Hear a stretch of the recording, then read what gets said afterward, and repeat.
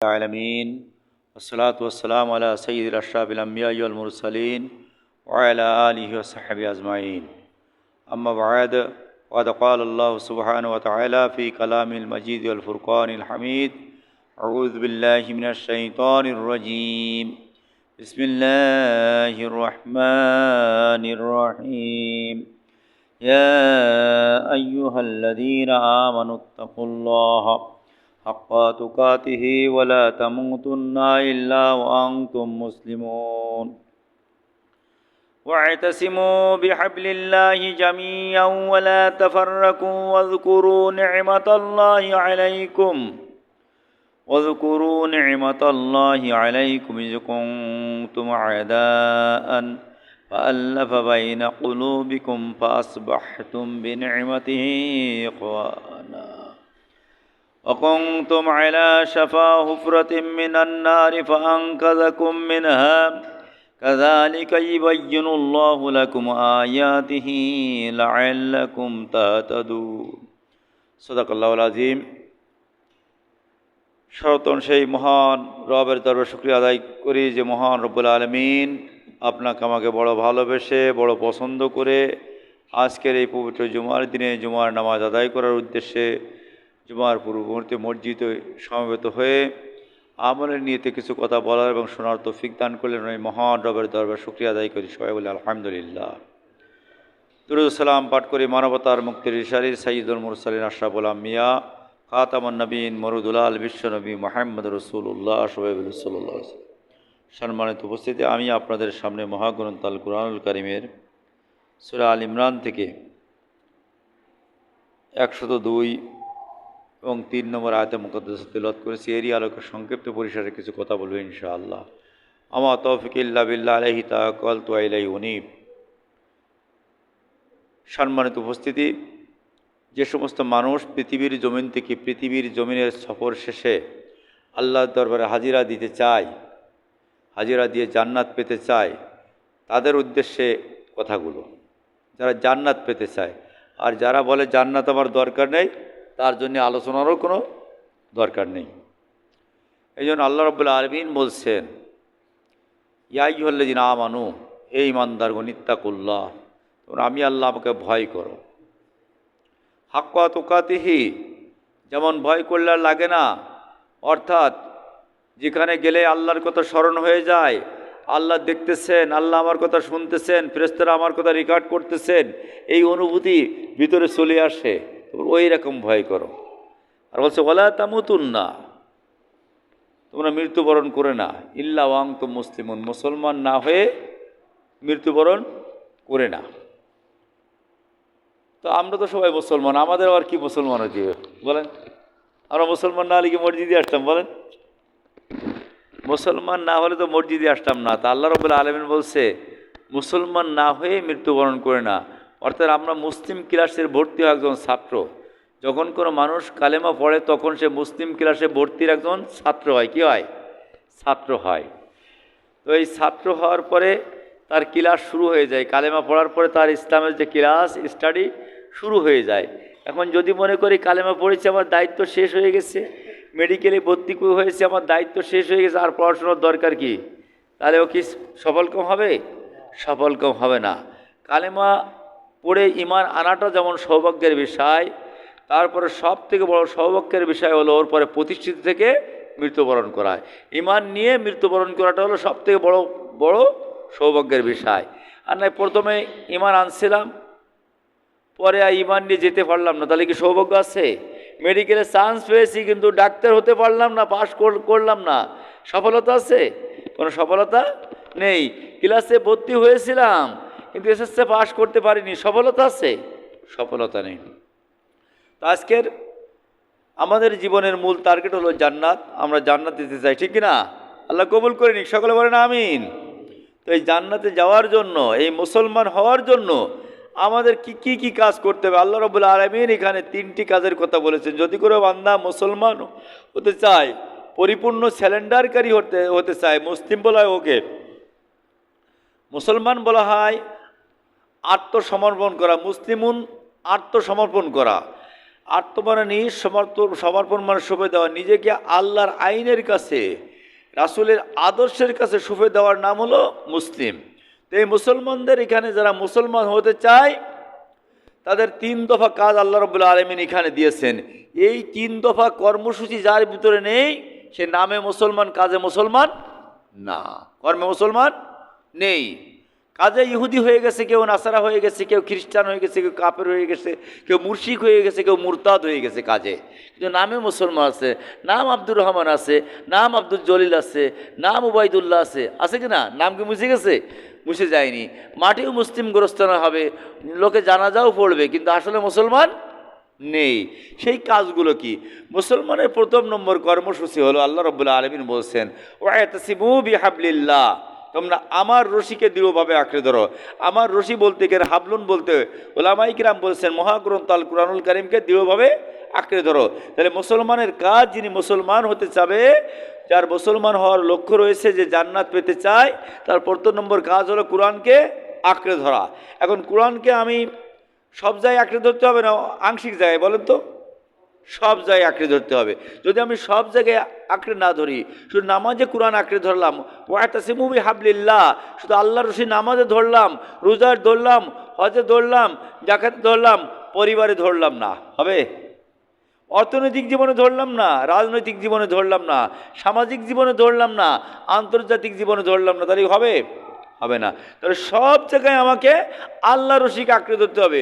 এই আল্লাহর রশি, হাবলুল্লাহ, আল্লাহর রশি, এই মহাগ্রন্থ আল কুরআনুল কারীমের যে আইন, এই আইন সব জায়গায় আঁকড়ে ধরতে হবে। যদি আমরা ধরতে না পারি তবে কিন্তু সফলকাম হওয়া যাবে না, মুসলমান হওয়া যাবে না। শুধুমাত্র নামে মুসলমান থাকা যাবে। আমাদের দেশে তো নামে অনেক কিছু আছে, অনেক কিছু নামে আছে। আমাদের দেশে নামে অনেক কিছু, নামের সঙ্গে কাজের মিল নেই, আছে। আমাদের যে রাজধানী, এই শহরটার নাম কি? ঢাকা। মানে কি? ঢিকি ধুয়া। ঢাকার বাংলা অর্থ ঢিকি ধুয়া, বুঝাই তো, ঢাকা। তো রাজধানী কি ঢাকা থাকে? আমাদের দেশে একটা গ্রাম আছে, যেটা বলা হয়, একটা এলাকা আছে সোনারগাঁ। সোনারগাঁ মানে কি? সোনার গ্রাম, মানে কেজি কেজি সোনা পাওয়া যায়। কেজি কেজি সোনা যদি পাওয়া যেত, তার দেশের লোক তো সব ওখানে যেত। 2,38,000 টাকা ভরি যাই, 2-5 ভরি করে নিয়ে আসতো, নাকি? পাওয়া যায় না? আমার সঙ্গে মিল আছে? মিল নেই।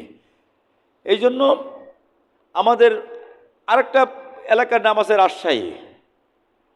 রাজশাহী বলতে বলা হয়, এর অর্থ করলে হয় রাজার ভবন। শাহী মানে কি? ভবন, রাজার ভবন। রাজা কি রাজশাহী থাকে? রাজশাহী থেকে রাজা বাসা থাকে, ওখানে থাকে কি? আম, বড় বড় আম পাওয়া যায়। রাজা নেই, শাহী নেই, রাজশাহী আম, রাজশাহী নাম। এই রাজশাহী, এরকম যেমন নামের সঙ্গে অনেকের মিল নেই। এরপর দেখেন গোলপাতা, ফুটবলের মতো গোল হয়তো, নাকি?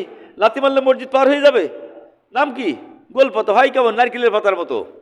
আরও দেখেন এরপরে বেদানা। বেদানা মানে কি? দানাবিহীন ফল। আসলে কি দানাবিহীন ফল না দানালা ফল? ওর ভিতরে সব দানায় ভর্তি কিনা?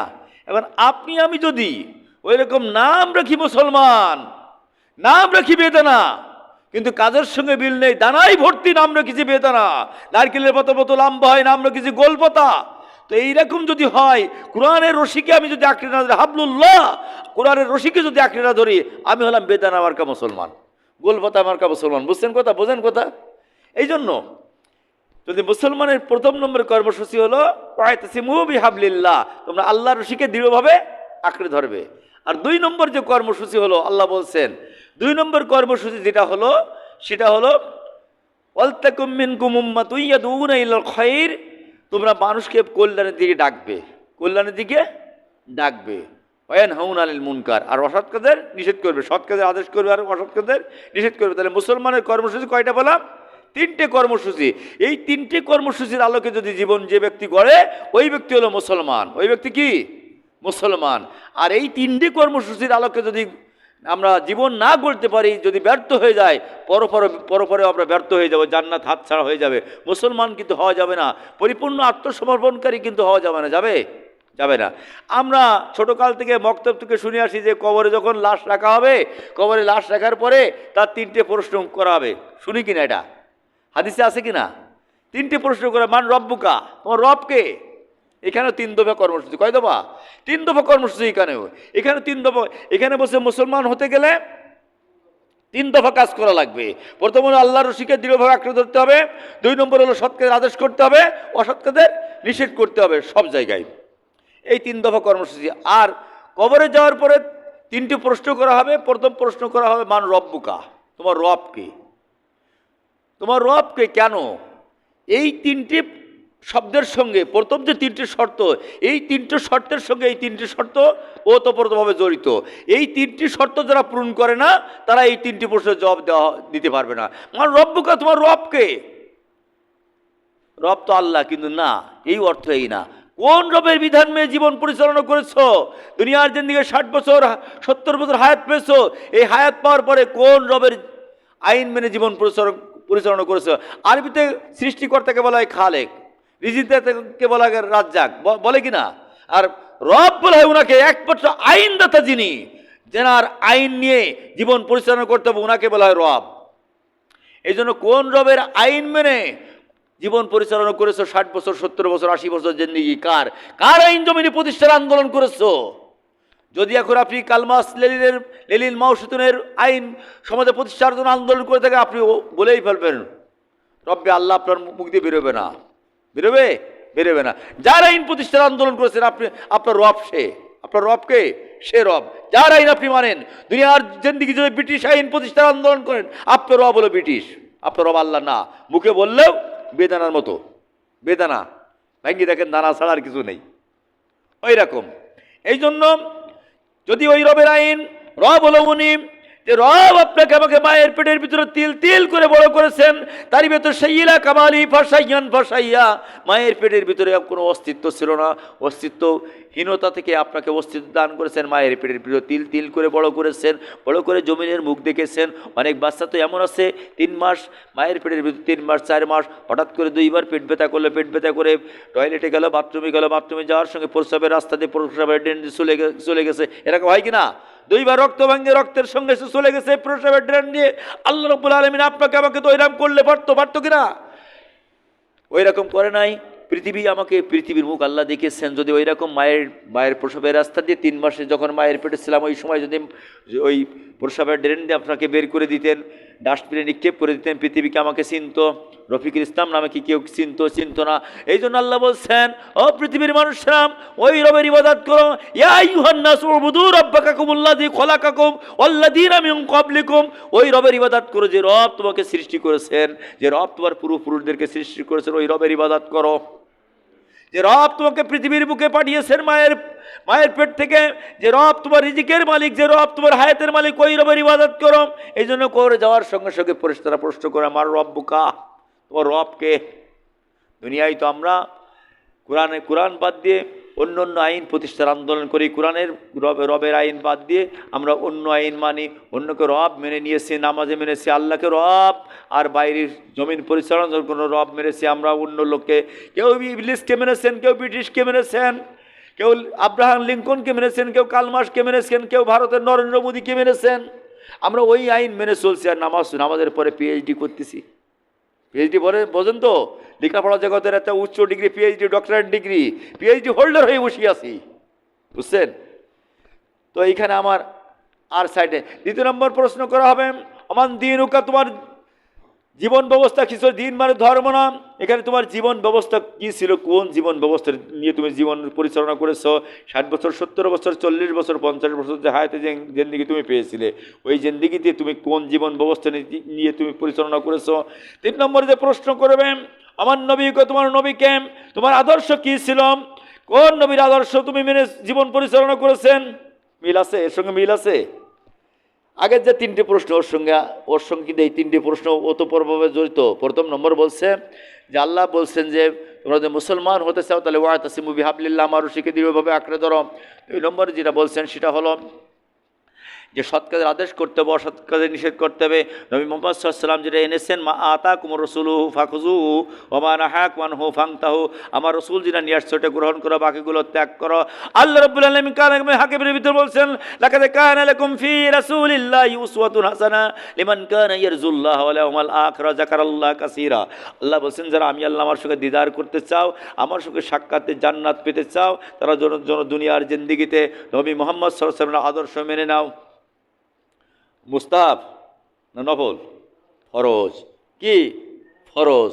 এটা মানতেই হবে। যদি না মানি কবরে যে রাসূলকে নবী বলা যাবে না, কোনো অবস্থায় বেরোবে না। তার কারণ আমি আদর্শ মেনেছি, দুনিয়ার জিন্দিগি আদর্শ মানে নেতার আদর্শ। নেতার আদর্শ নিয়ে আমি মাথা ব্যথা, নেতার চর্চে উজ্জীবিত হতে চাই, নেতার আদর্শে আদর্শিত হতে চাই, কিন্তু রাসূলের আদর্শে আদর্শিত হতে চাই না।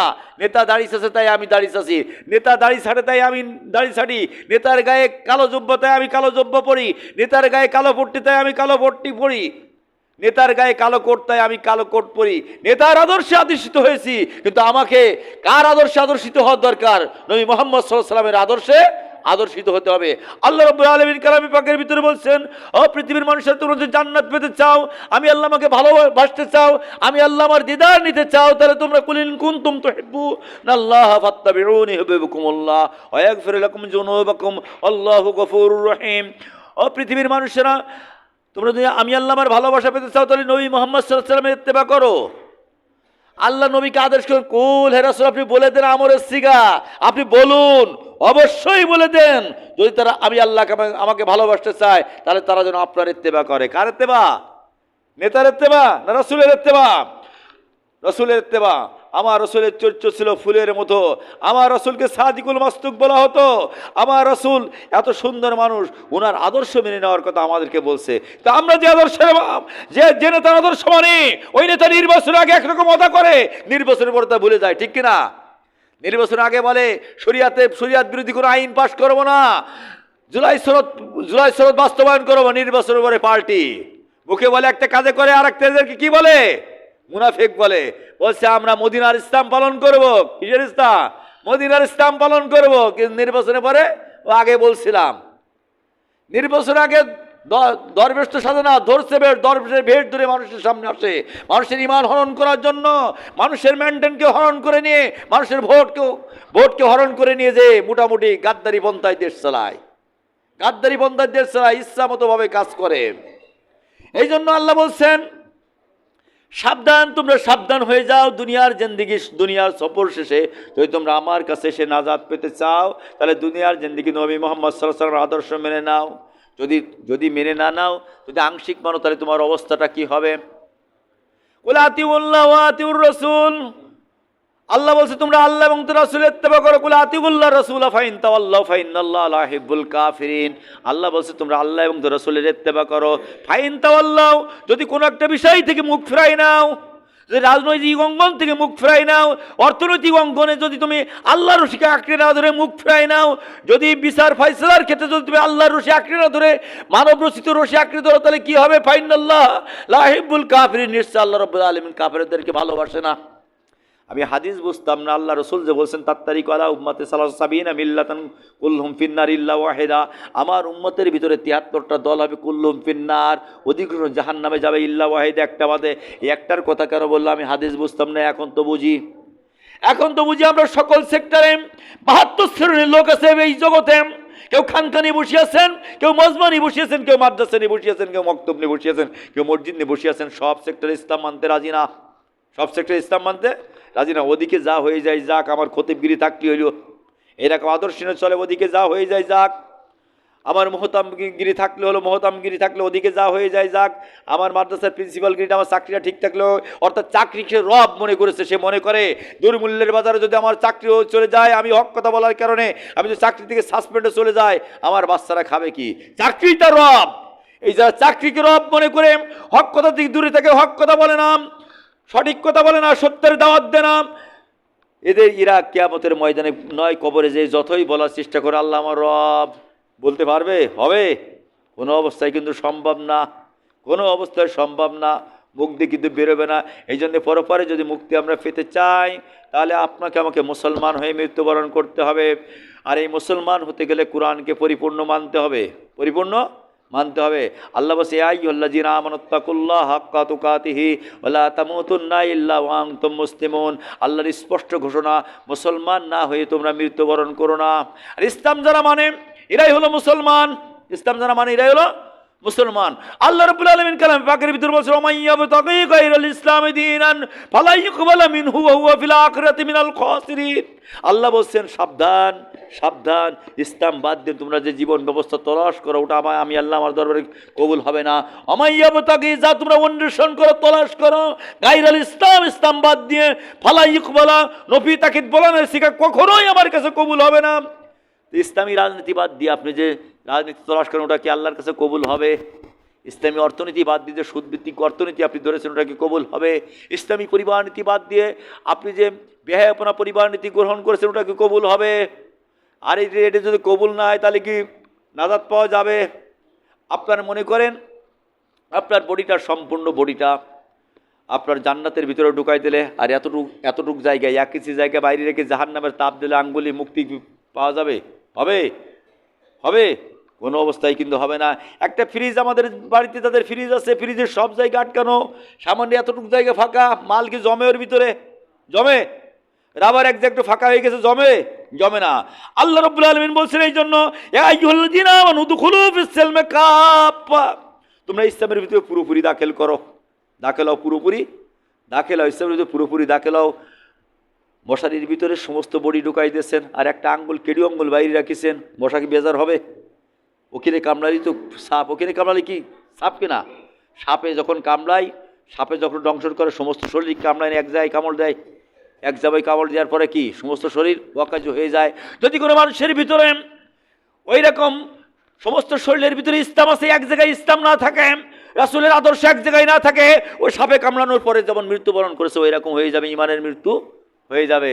আল্লাহ রাব্বুল আলামিন বলছেন, ওয়ালাকাদ উহিয়া ইলাইকা ওয়া ইলাল্লাযীনা মিন ক্বাবলিকা লাইন আশরাকতা লাহাবাতান্না আমালুকা ওয়া লা তাকুনান্না মিনাল খাসিরিন। ও নবী, আমি আপনার কাছে ওহী করেছি, আপনার পূর্ববর্তী লোকদের কাছে ওহী করেছিলাম, যদি তারা শিরিক করে তারা সমস্ত আমলনামা বরবাদ করে দেব। যেখানে আল্লাহর আইন মানবেন না, একজনের আইন তো মানা লাগবে, লাগবে কি না? লাগবে না? আল্লাহর আইন না মানলে একজনের আইন মানা লাগবে কি না? নামাজ পড়লো, পড়া আল্লাহর আইন, আর নামাজ পড়বেন না তারা শয়তানের আইন নাকি? শয়তানটা পালন করবেন। ইবাদত দুই প্রকার, একটা হলো আল্লাহর ইবাদত, শয়তানের ইবাদত। যে ব্যক্তি আল্লাহর ইবাদত করে, শয়তানের ইবাদত করে। যেখানে আপনি আল্লাহর ইবাদত করবেন, ওখানে শয়তানের ইবাদত হবে। যেখানে ইসলাম মানবেন না, সেখানে আপনার শয়তানের যে জীবন ব্যবস্থা যেটা আছে, ওইটা মানা পড়বে, পড়বে কি না? তো ওইটা মানলে কি মুক্তি পাওয়া যাবে? যাবে না। এই জন্য আমরা চাই পরপারে মুক্তি, চাই কি? পরপারে মুক্তি। এই যে সুঠাম দেহ, এই শরীরে যে তেজ এতদিন ছিল, এখন আর নেই, এরপরে আরও থাকবে না, ঠিক কি না? সূর্যের আলো সকালবেলায় যেমন ওঠে, দুপুরবেলায় যেমন দ্বীপ্র হয়, আস্তে আস্তে হয়, মানুষের যৌবনকাল এরকম বাচ্চা বয়স থেকে যখন 20 বছর 22 বছর বয়স যখন হয়, অর্থাৎ জীবনে যখন 11টা বাজে যায়, তখন একটু তেজ বেশি হয়, হয় কি না? এরপর আবার আসরের রক্ত আসলে সূর্যের আলো কম হয়ে যায় কিনা, তেজ কম হয়ে যায়, যায় কিনা? অনুরূপভাবে মানুষের বয়স যখন 40, 45 পার হয়ে যায়, অলরেডি তার জীবনের ভাটা আসরের রক্ত চলে যায়, যায় কিনা? আসর রক্ত চলে যায়। আবার কোনো সময় এমনও তো হয়, বেলা 10টা বাজে, আকাশে প্রচণ্ড মেঘ হয়ে সূর্যের আলো বিলীন হয়ে গেছে, গেছে কিনা? আপনার আমার জীবনে কখন মৃত্যু নামের মেঘ চলে আসবে আমরা কি জানি? ওই মেঘ পরিষ্কার, আর আকাশের মেঘ পরিষ্কার হবে, কিন্তু আপনার আমার জীবনে যদি মৃত্যুর মেঘ চলে আসে, আর কি পরিষ্কার হওয়ার সম্ভাবনা আছে? নেই। এই জন্য মৃত্যু আসার আগে আমরা তওবা করে নেব, পারবো তো ইনশাল্লাহ? এই জন্য আমরা চেষ্টা করব কুরআন সুন্নাহর আলোকে বাকি জীবন গড়ার। আল্লাহ তৌফিক দান করুন। সকলে বলেন আমিন। ওয়া মা তৌফিক ইল্লা বিল্লাহ। আসসালামু আলাইকুম ওয়া রাহমাতুল্লাহ।